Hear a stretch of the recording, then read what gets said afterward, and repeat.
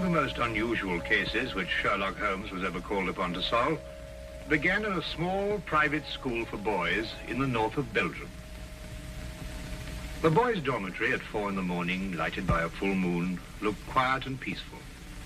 It would have been difficult to imagine that here began a train of events which filled 4 graves before it was stopped.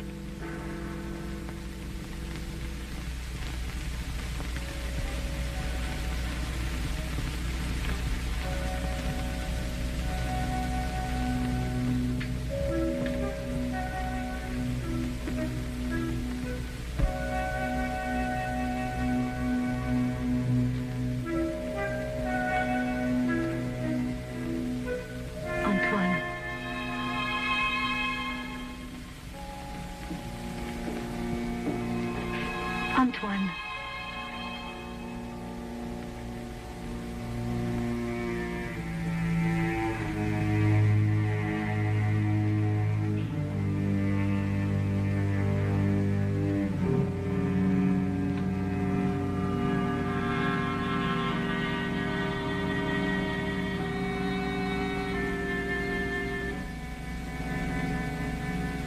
He has gone out. Didn't you try to stop him? I called his name. Either he did not hear or pretended not to. I was afraid to startle him.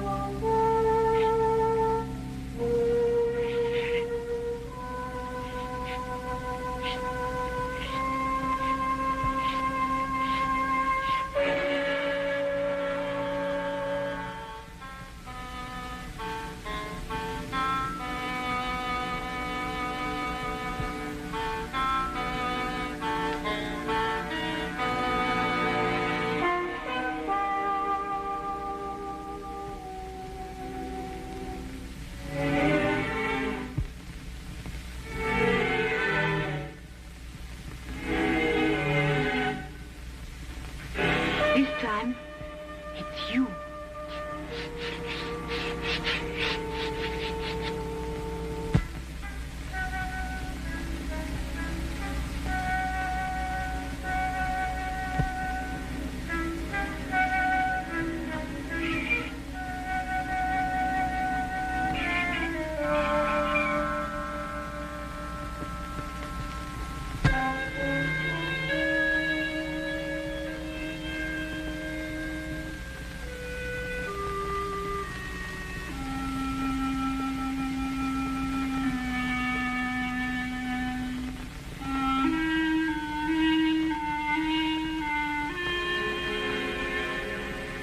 Monsieur Caron, is there nothing wrong? No. Nothing, Antoine. Go back to sleep. What are you going to do? The police? It will be the end of my career. We'll have to close the school. Send the boy away? Would that stop it? I suppose not. It's horrible. 3 deaths in 3 months. Each one foretold by the writing on the church steps. I still think the police... No. But your own life. I've never felt in better health. And if I'm careful to keep out of drafts and avoid falling downstairs. How can you joke at a time like this? There's a man in London. He's solved cases even more hopeless than this. Sherlock Holmes? You thought of him? Let me write to him. And ask him to do what? To come here, investigate. Find out who is responsible for those deaths and how a schoolboy can tell in advance who is next to die. And have the school invaded? Our teachers questioned? Our boys terrorized? I'll do my own investigating, Mademoiselle Grande. In my own way.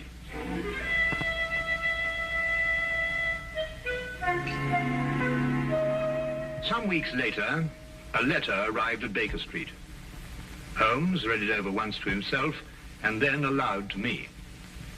Dear sir, it will be a source of eternal regret to me that I allowed myself to be dissuaded from writing to you sooner, Mr. Holmes. Now Mr. Carolan is dead of natural causes. The doctor says, though I am not sure he isn't mistaken. I pray that you will come to Arno without delay and lend us your assistance in putting an end to these ghastly occurrences. Respectfully yours, Marie Grande. You deduce that the writer of the letter was young? I'll go further than that. I'm prepared to wager that she's madly attractive to boot. Mm-hmm. Better and better. And on what do you base these interesting conclusions? Wishful thinking, my dear chap. Wishful thinking. Then wish no more. She is both young and attractive, with hair the color of autumn honey. Oh, did you read that between the lines? No. This came with the letter. Uh-huh. A lovely color, you'll admit, Watson. And from a beautiful young woman at that. Now, come, Holmes. That's neither logical nor factual, and you know it. You aren't the only one privileged to think wishfully, my dear Watson. Bravo. So you're going to take the case? Yes, and if you pack for us both, I'll arrange for tickets. Mm-hmm. The boat train took us to Dover. By mid-morning the following day, Holmes and I were sitting in the headmaster's study at the Arno School in the presence of Mademoiselle Marie Grande, who was indeed extremely attractive, with hair the exact shade of autumn honey. Then you're quite sure you've told me everything, Mademoiselle Grande? There is only the matter of the old woman, but I don't think it's important. Well, let me be the judge of that, mademoiselle. Her name is Madame Soulet. She's a harmless, feeble-minded woman who sells charms and love philters for the ignorant. Some have called her a witch. I see. And what is her part in this affair? She admits she went to see those whose names were written on the church steps and offered to sell them some charms against the evil omen. That's most interesting. Did any of the other victims purchase these charms? I can only speak for Monsieur Carolan. He did not. And what about the others? Were they persons of wealth? No. Two were quite poor. The third one moderately well off. We have no really wealthy people here in Arno, Mr. Holmes. Except, of course, the Count de Passevant. You know the Count? No, indeed. I only happened to pass a carriage on the way boasting his coat of arms. However, I should like to have a word with this Madame Soulet, if that can be arranged.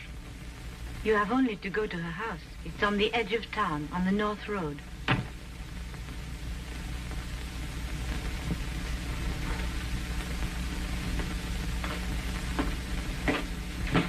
Monsieur Manelli, this is Monsieur Holmes and his friend Dr. Watson. Monsieur Manelli, our new headmaster. How do you do? How do you do? Now that you're here, Mr. Holmes, we have hopes at last of getting to the bottom of this terrible affair. Thank you, sir. I can only hope to do my best. Mademoiselle Grande has given you all the facts? All the facts at her command. Perhaps you can supply some additional ones. I am sorry, no. Mademoiselle Grande was the favorite member of the faculty here. She had Monsieur Carolan's confidence, not I. I see.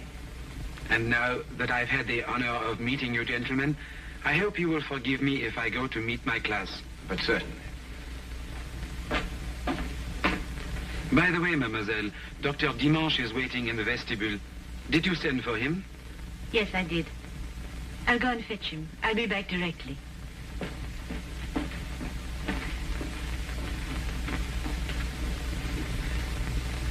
But the boy, Holmes, the boy, you haven't asked to see the boy.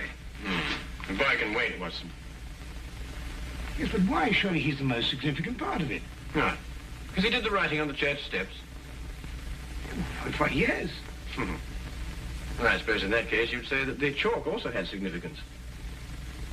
No, that was just an instrument. Precisely, my dear Watson. Precisely.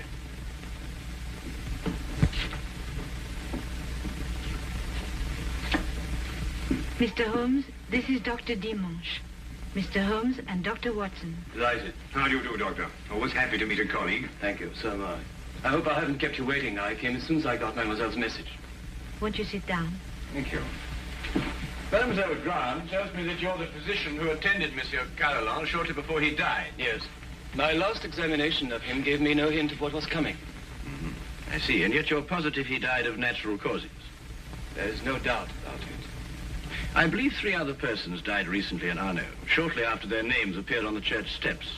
Did you attend them also? Arno is a small town. I'm fortunate or unfortunate enough to be the only doctor here. Previous to your present fortune, or misfortune, you practiced in Paris, I understand. I see Mademoiselle Grand has briefed you well. I told nothing of your past, Doctor. Then how do you know? Well, you dress with the flair of a Parisian. If you've been living here any length of time, I should imagine you would have acquired a more homespun costume. I might have ordered these from Paris. On the income of a country physician? What do you think, Dr. Watson? Hardly likely, Holmes. Capital, Mr. Holmes. Your powers of deduction have not been overrated. But you didn't ask me here to discuss my clothes or my income. How can I help you? Dr. Dimanche, of what exactly did Monsieur Carolan die? Heart failure. Were you carried out a post-mortem? There's no need. The signs were obvious. I see. And you saw nothing suspicious, either in the case of Monsieur Carolan or of the other victims? Not one thing, Mr. Holmes. That's interesting. Perhaps you'd care to put forward a theory of your own as to the connection between the prophecies and the deaths. I have no theory. The explanation lies either in the most extraordinary combination of coincidences or in some sort of prevision on the part of the boy, Antoine. Do you believe in prevision or telepathy? Years ago, my professor at Salpêtrière did suggest there might be something in it. For myself, I don't know.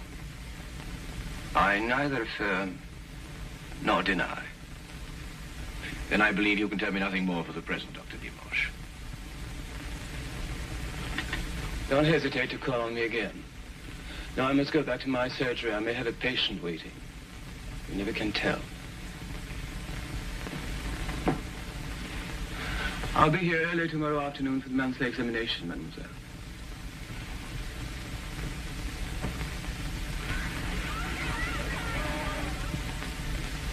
Dr. Dimanche examines your pupils every month, then, mademoiselle? Yes. The health of our pupils is of the greatest concern to us. And so it should be, Mademoiselle Gant. And so it should be. It's an extraordinary thing, the odd and assorted illnesses that crop up in a boys' school. Vous devez les prendre place à cette heure au lieu de courir dans les couloirs. Allez maintenant. That is he. So that's the boy who on 4 separate occasions was able to foretell the death of a citizen of Arno. Well, there must be some logical explanation for it. There is, Watson. There is. Holmes, do you know how it was done? Yes, that part was simple. Our main difficulty will come when we try to prevent the 5th murder.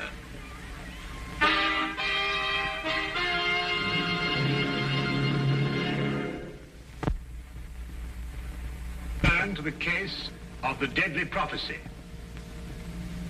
The church on whose steps the deadly prophecies were written stood less than 100 yards from the school. I had supposed that Holmes, with his usual attention to detail, would want to examine it thoroughly, but once again he surprised me. He did not stop. And I had a fair guess that perhaps he wanted to have a little talk with a certain Madame Soulet. Come in. Madame Soulet? Come in. I was expecting you. I thought you would be. Sit down. Thank you. Do you know why I've come to see you? For help, naturally. Score one to her, Holmes. Let's call it information. Trifling bits of information such as how came the boy by his deadly prophecies? Whose hand was it made them come true? Suppose we start with a bit even more trifling. You offered charms to the victims. But how did you know who they were before they were struck down? There were no announcements made. If the Englishman will cross my palm with English gold, You'll tell me? I will give the Englishman a filter, warranted to make him see so clearly and think so lucidly that all mysteries will be revealed to him.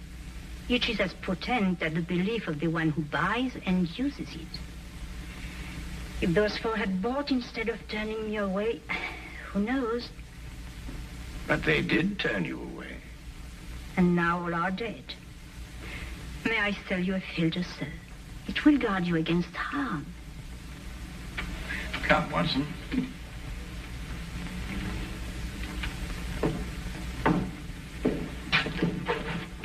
Good day, Madame Soulet.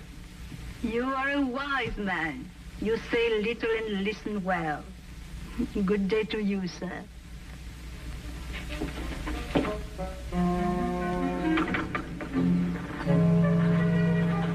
Filters, bosh. We might be living in the Middle Ages. Not the Middle Ages, Watson. Merely a small European village. Ah, Count Basil, I believe. Oui, monsieur. How do you know? I saw you in your carriage, sir. Ah, are you enjoying your stay in our village, Mr. Holmes? Do you know me, Count? I saw you from my carriage. Ah, bravo, Count. As you say in France, touché. May I introduce my very good friend, Dr. Watson? Enchanté, docteur. How do you do, sir? Have you formed any conclusions, Mr. Holmes, as to the names that were written on the church step? Well, at the moment, Count, I must confess that I am more interested in the names that were not written on the church step. Mine hasn't been written on it yet. And I don't believe it will be. Tell me, sir, you know this village. Have you any ideas? I am not superstitious, Dr. Watson. I do not believe that...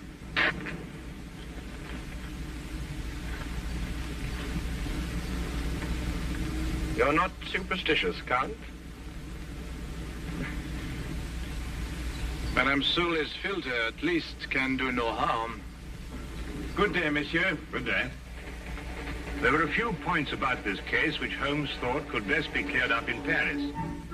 He had asked me to go alone as the following night there would be a full moon, and he wanted to stay in Arno to be on hand just in case.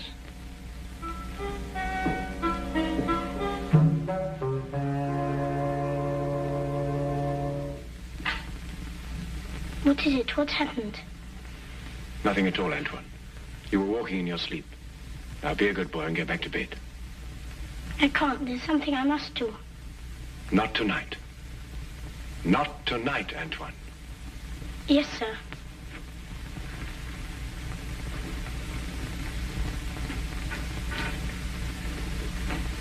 What does it mean?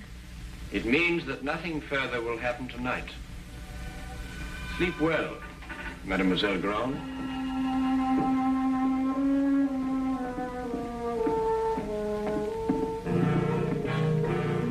The carriage came to fetch me at the station. Later, I found Holmes at the school. Well, you may go back to your class now, Antoine. Well, Watson, did you have a successful trip? Yes, you were right. Good. Mr. Holmes, was the boy able to tell you anything? No, but his silence was eloquent. Oh, by the way, I should like to have the use of the headmaster's study for a little gathering shortly before midnight. You name the murderer? Oh, he will name himself.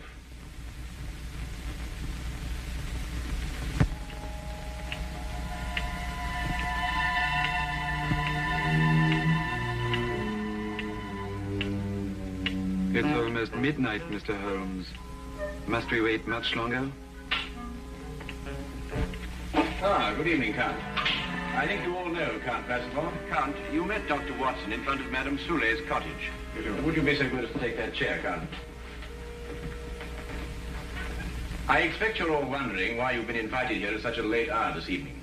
Well, we are concerned with the murder of Monsieur Carolan and of 3 other citizens of Arno before him. Mr. Holmes, sure they died natural death. I happen to believe that they were murdered. Now, the question is, with what motive? Profit? But these were ordinary people of modest means. The murderer could scarcely hope to enrich himself at the cost of their lives. Now, a thought occurred to me, and I decided to go and see Count Basil and ask him if his life had been threatened too. It has been. And this is the feature of the case that most intrigues me. Blackmail has often been the prelude to murder, but here, for the first time, murder became the prelude to blackmail. What was demanded of you, Count? 100,000 francs. And if you didn't pay? My name was next to appear on the church steps. So you see, extortion was the motive from the first. And to that end, an atmosphere of terror was built up by means of 4 successive murders. It would take a man of superhuman courage to resist. But, Mr. Holmes, the names were written by one of our pupils. What possible connection could an 8-year-old boy have with such a scheme? Yes, Antoine. Just an unwitting tool. Of whom? The blackmailer must be someone who could have poisoned 4 people. Don't distress yourself, Madame Soulet. The killer meant suspicion to fall on you. But a person of your simple habits wouldn't play so dangerous a game. No. There is a suspect close at hand, who not only had an expert knowledge of poisons, but to whom the boy has been far more accessible.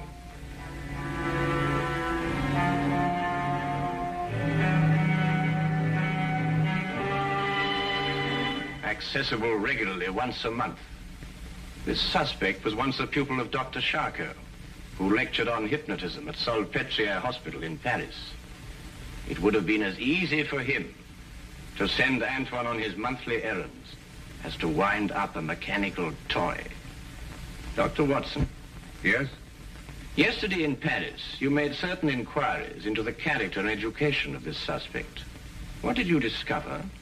I discovered that he was a spendthrift and a wastrel who had quit Paris in order to escape his creditors. It's a lie. Calm yourself, Dr. Dimanche. I, too, have dabbled in hypnotism. This morning, Antoine and I had a little talk. I suggested that he come down here at midnight and point out the person who instructed him to write on the church steps. The person he was instructed not to remember when out of the hypnotic trance. It lacks but 1 minute to 12 now.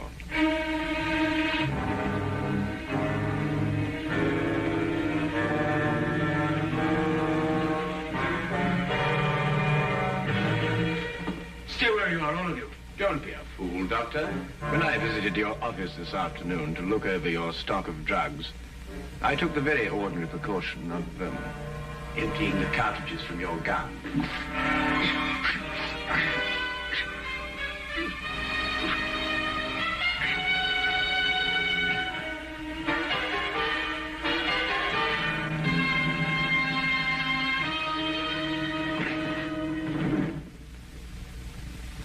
Should we wait for the boy to make the identification, Mr. Holmes?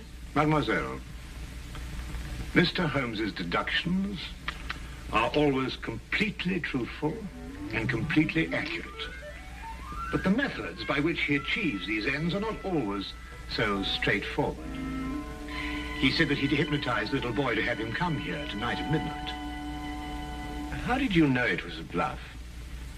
You also said that the gun was unloaded. Oh,